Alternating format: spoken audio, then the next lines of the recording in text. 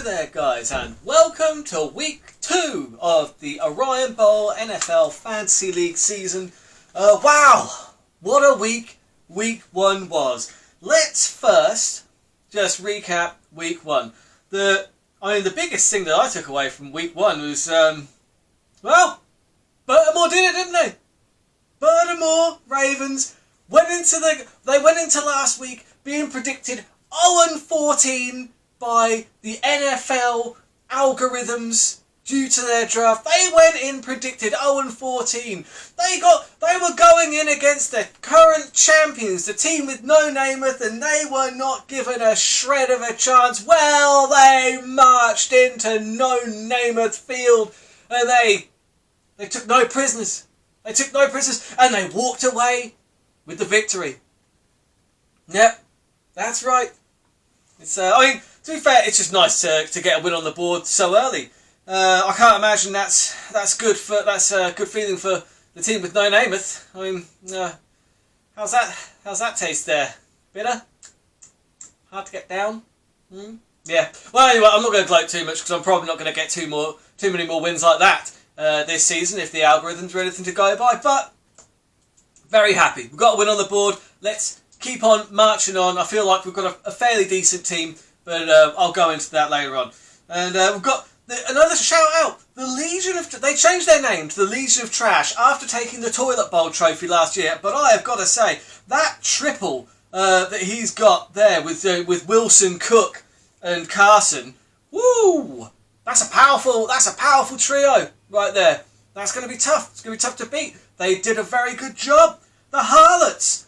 Big shout out to the Harlots. Big score for the Harlots. 158.42. Start as you mean to go on, mate. Congratulations to you. And what an impressive score. That's going to be a tough one to beat this season. And the coach's sons just going in there and doing what the coach's sons do. It's just a good standard performance from the coach's sons, walking away with the win.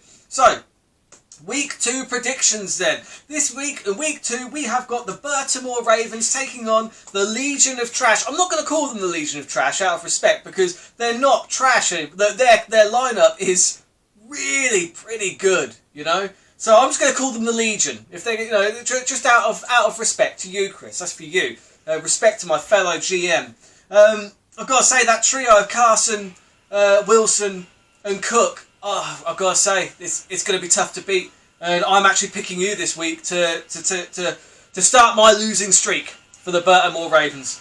And team with no nameth taking on the Dennis Trey Gorillas. I think that's going to be a tough one for the Gorillas. With respect, I think they have got a pretty decent team, but I just don't think it's as good as the matchup that Lamar Jackson has against the Houston Texans. I don't think the Houston Texans look particularly good in their opener. I thought they looked like they were kind of slow in a few key areas that I think that Lamar Jackson is going to exploit all day. And having him as he started this week is going to be tough not to get the win, no nameth. So, Harlots. The Harlots take on the Indianapolis Colts. The Indianapolis Colts struggled last week, but every week is a new week. But you are going up against the Harlots, who set a score of 158.42 last week, which is an incredible score.